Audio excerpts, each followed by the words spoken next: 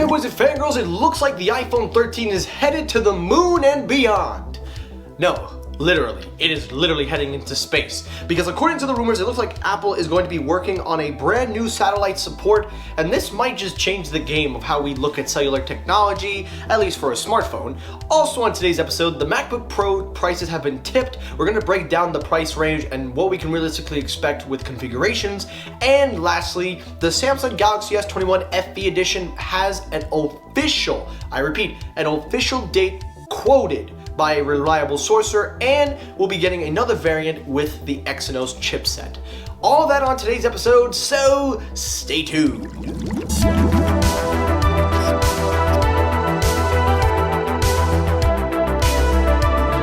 Alrighty, story number one, the main story, the iPhone 13. Now, as you guys know, this weekend there have been a lot of reports. I know I'm late to the party, I apologize, but I really wanted to read this story to kind of break down if this thing was real or not, and it's actually real, at least from what all the reports are saying. According to Ming Chi Kuo, it seems that the iPhone 13 is going to be relying on a new Earth orbit satellite for communication in the event that you need an emergency call or in an emergency situation.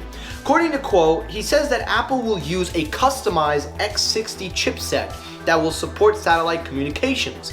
He says here that Apple has worked out a partnership with Qualcomm to make this global, not just for the iPhones, but also said that this Qualcomm implementing N53 band into the future modems is a win for all consumers in all ranges.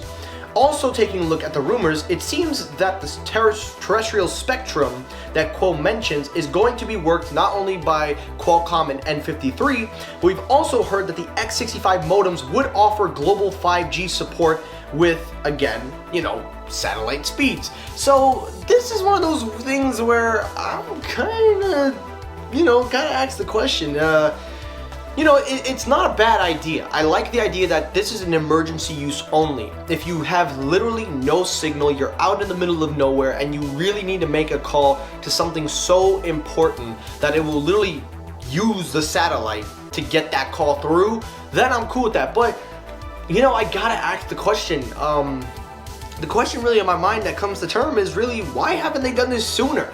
This is stuff that could have been used years and years ago. Now, to be fair, this is something relatively new, so probably they were taking their time to develop this. But the fact that Apple had to think of this solution versus other companies like Samsung, Google, and even Qualcomm themselves that make these modems, I'm surprised nobody really saw a need or a desire, especially for emergency uses. Now, of course, they are going to use this with 5G as well, so they are hoping that the global satellite pickup will enhance 5G connectivity with the satellite, but we're going to have to wait and see because we don't even know what potentials come out of this. We're only hearing that it will help in emergency uses, but we don't even know the start, the beginning, and speeds of what it's going to be like. But one thing we do know is N53 is that spectrum, and Sneed Mobile Tech, you're watching this, you better hit me up with the facts in the comment section, brother, because we have got some really innovative stuff on our hands, so we definitely don't want to miss out on that. Alrighty, story number two, let's talk about the M1X MacBook Pro.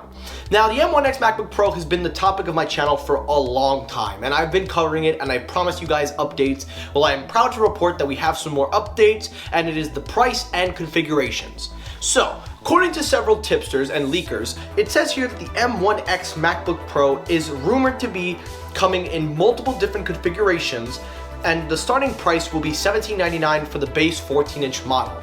Now, it is definitely a price range similar to what we have of the Intel Core, so we can see there is a price gap. But taking a look at the configurations, the first configuration would be 16 gigabytes with 16 cores, or 16 gigabytes with 32 cores. You can then upgrade the RAM to 32 gigabytes with 16 core and 32 gigabytes with 32 cores. Now, of course, this will be for all models, not just the M1X 14-inch, but 16-inch as well, so you will get the same performance. But one of the things the leakers have also speculated and confirmed at the same time is the lack of 64 gigabyte RAM option. Now, that is going to be really sad because a lot of pro users that use 64 gigabytes are the ones that are heavy multitaskers, especially for that 16-inch. So I kind of understand why Apple wants to equal the performance, so there's no dispute or getting the bigger model over the smaller model, or just keep them based. Or maybe it's because the M1X chip doesn't support 64 gigabytes right away. So 32 gigabytes at least for the bare minimum of a multi-user is probably pretty good, and you know, considering most people nowadays do use 16 gigabytes of RAM, you don't necessarily have to go all the way up to 32, but that's up to you entirely. And last story, the final story of the day, let's talk about the S21 FE edition. Now this is a very quick episode, guys, so I appreciate if you've made it far into the video, but the last story is, of course, the fan edition of the Galaxy line. It seems that we have a tip date that will implement to us when we're gonna see this new model, and we've also got confirmed of a new model in the FE edition. According to a tipster, whether or not this will be true or not remains to be seen, he says here that the S21 FE edition is tipped to be released at around, according to him, September 8th. And the benchmarks have also started to appear, along with a newer model using the Exynos 2100 chipset with 8 gigabytes of RAM. Now, this confirms to us that they indeed are making a, Exynos chipset for other markets. But we also got the date, September 8th. Now, why would they do it September 8th? Well, it's very simple. Number one, if it was to happen on September 8th, it would definitely cut Apple before they get their event in, so they'll have headlines out before Apple. Number two, it would make it easier for the fall release, because this time around, then you wouldn't be late to the party. And third, and most importantly, you get a head start in your next quarters to make up for any lax sales, especially for those looking for cheaper budget end devices, which is something that Google did, so Samsung would probably want to follow suit. But the Exynos chipset kind of really makes me wonder if Apple and Samsung are going to be going head-to-head with the chipsets, because now that Apple has fully pulled the trigger on the M series, their A series, and every chipset that they have available, it's only a matter of time before Samsung does the same thing, especially with the Galaxy line.